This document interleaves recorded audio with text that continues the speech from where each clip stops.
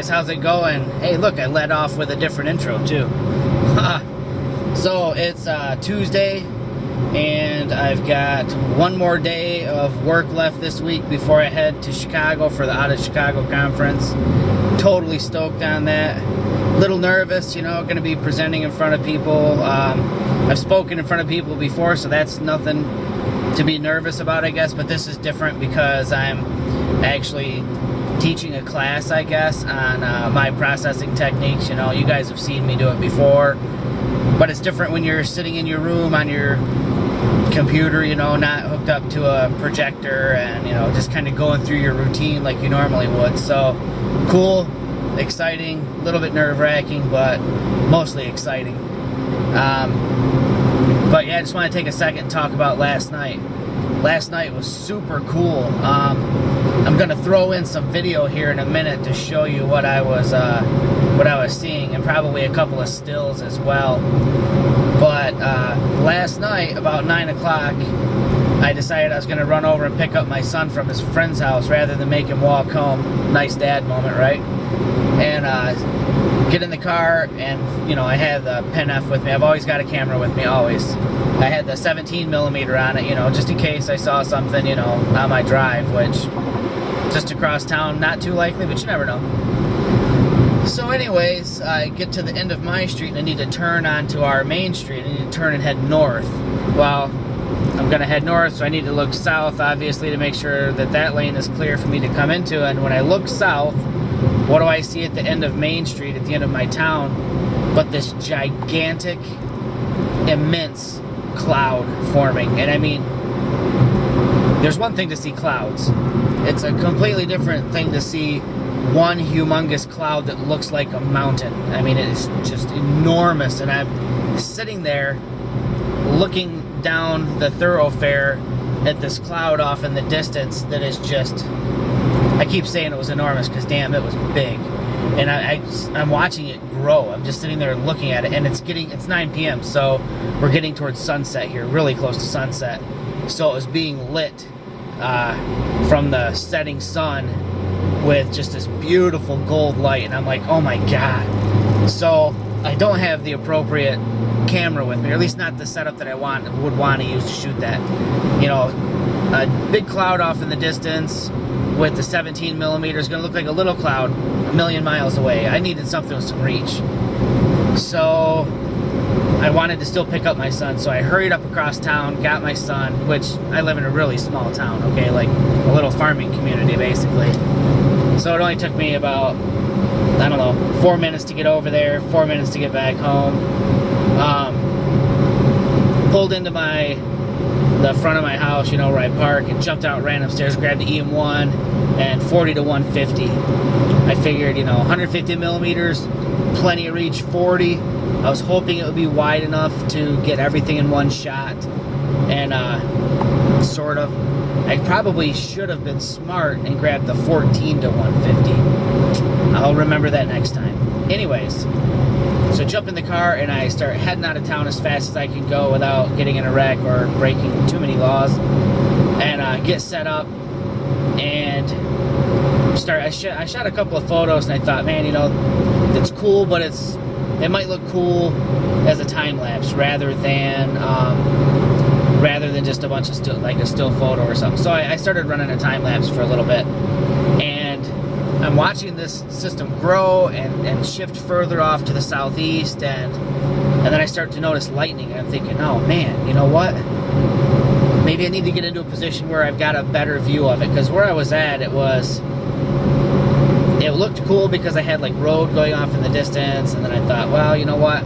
I need more space. So I headed further out of town, about another 4 miles, and got situated at the edge of a big field and started shooting there, and it was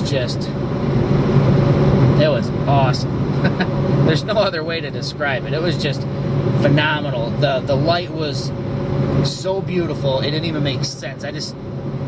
For a minute there, I just couldn't even think. I just let the camera run. I set it on time lapse, so I'd have a bunch of still images, you know. I set the interval at 1 second, which I wish I would have set it for like 2, because in a short period of time I had, you know, the time lapse just moves too quick. How about that? And I was getting impatient. I'm like, shit, you know, I need to stop the time lapse. I want to take some photos, like some longer exposures. And then I threw in a live comp just for the heck of it, just to see how that would turn out. And I was just a million miles a minute. And then I thought, you know what? You guys might want to see this. So I decided to turn on some video there from the EM1. And that's what I'll play for you right now. Alright, so after I posted tonight's vlog post, I went to pick up my son from his friend's house and walked out the door, and off to the south about 40 miles I saw this huge formation of clouds just kind of rolling across the landscape. So I rushed over, picked my son up, came back home, picked up my EM1 and the 40 to 150. And why the 40 to 150? Well, I think this video shows why. I wanted to be able to get close into the storm as it rolled by. I've been doing time-lapse, live composite, still shots, long exposures, and now video for tonight's vlog post. This will be Tuesday's vlog post, by the way. It's getting close to 10 o'clock, and sadly I have to be up at 4:30, so that means that I will be wrapping it up here before too long. I'm curious at how far south this is. I said 40 miles, but it might be half that. It might be 20, which puts it right over Jackson, which is where I work, which is where a bunch of my photographer friends live. I'm kind of curious what kind of shots they're getting, because they're getting hammered down there if this is indeed above Jackson. I'm going to kill the video now, and I am going to try and get a couple of more photos before I call it a night. You guys take care. And as always, thank you for coming along on my little adventures with me. See ya.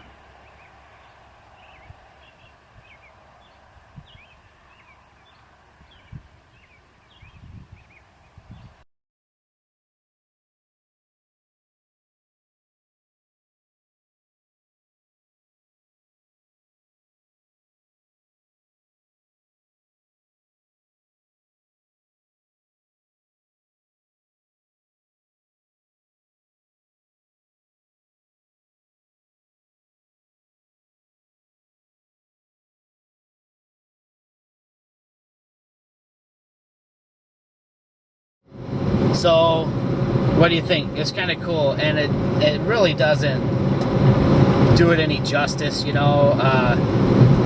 Just how big this was. So, to put it into perspective a little bit, the cloud you're seeing there with all the lightning, I'm 20 miles from the town of Jackson. That's where I figured this was situated, was like right over Jackson.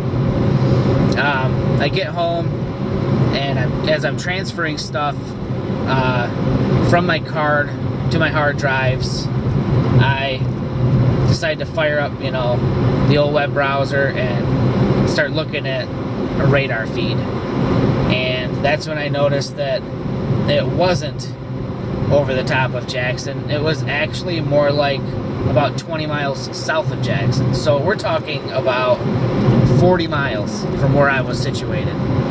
40 miles. And I'll tell you what, I would have never imagined that it was that far away. That's how big it was. So I know I could drone on and on and on about, you know, how cool it was, how awesome it was, but maybe I should take a minute and just talk a little bit about lens selection, why I chose what I chose, and also like camera settings. Maybe I'll do that. How about that? So lens selection, you heard I said 40 to 150 f2.8 Pro. Why that? I wanted reach. It also happened to be the longest lens I had close by, aside from the 300 millimeter. They're next to each other on my shelf, and 300 millimeter, I mean, I knew that that would just be ridiculously way too much reach. But I wanted the reach, you know, that I did have, you know, 150 millimeters, I probably could use a little less, but, and I think I did back out some on a few. But anyways, I wanted the reach because it's just like when I was shooting sunsets in Grand Haven on the pier with the 300. When you start reaching out with a really long focal length, those things that are far away tend to look, they look big, right? And there were houses in the distance on the other side of the field that I was shooting across. And by using the 300, the clouds look huge. And because of the compression, it brings the clouds closer. So it looks like they're closer to those houses. the whole thing basically, it's all about creating a sense of scale. And like I said, if I had just stuck with the Pen F and the 17mm, it would have been pretty sunset pictures, you know, pretty clouds that are glowing orange, what have you. But they would have been small. You know, I wanted to show the enormity of it all. So again, that's why I chose the 40 to 150. Like I said though, had I had my head on a little straighter and not been so amped up and excited to go shoot it all, I probably would have chose the 14 to 150, because when I backed out to 40mm, it wasn't wide enough to get the entire cloud in one shot without doing a pano. And you can see in the video and stuff, the clouds are in motion, so I'm still going to work on putting together a pano from some of the shots. I still did shoot to try to get a pano out of it, but with the motion, I'll probably have to do a little bit of work here to get everything to line up properly. Now, had I had the 14 to 150, I could have backed off to say 30mm or somewhere around there, and maybe gotten a better panorama of it. Or if I was really, really smart, maybe I would have stayed in at 150 and just shot a whole series of shots, hopefully fast enough to get a pano out of it. I don't know. I don't know if that would have even worked, because the shutter speeds were starting to get a little bit longer and there'd be too much movement. So I don't know. Maybe in hindsight, maybe I did the right thing. We'll see. I'm on my way home right now. I'm going to process a few images. I'm going to go get a haircut. Can't go out of Chicago looking like this. Well, actually, I'm gonna kinda. But anyways, I'll let you guys go. Here's a couple of photos from last night's thunderstorm show, and the next vlog post will probably be maybe a what's in my bag for out of Chicago, since how that was requested. So thanks again for coming on my little journeys with me, guys. I appreciate it. And again, you know, here's some photos from last night's storm.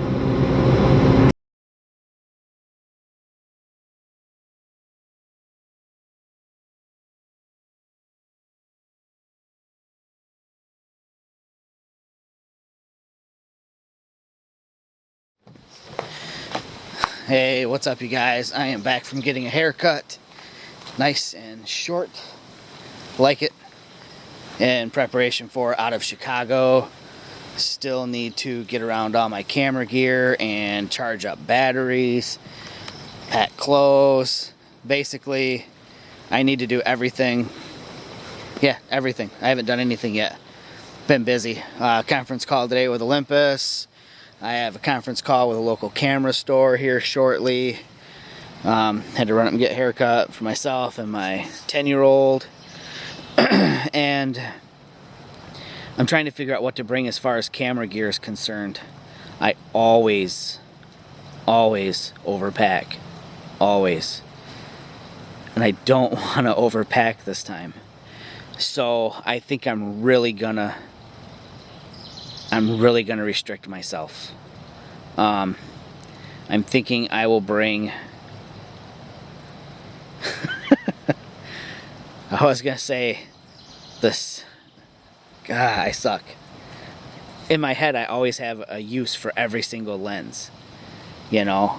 So I was thinking I should bring the 300mm, because there are people who haven't seen it. There are going to be a lot of Olympus users there, and a lot of them probably will not have seen that lens in person yet. So I think, oh, I should bring the 300 then. And then I started thinking, well, if I bring the 300, then I could do some really cool, like, shots of, like, the Willis Tower at night, you know, like, really zoomed in up on it, you know.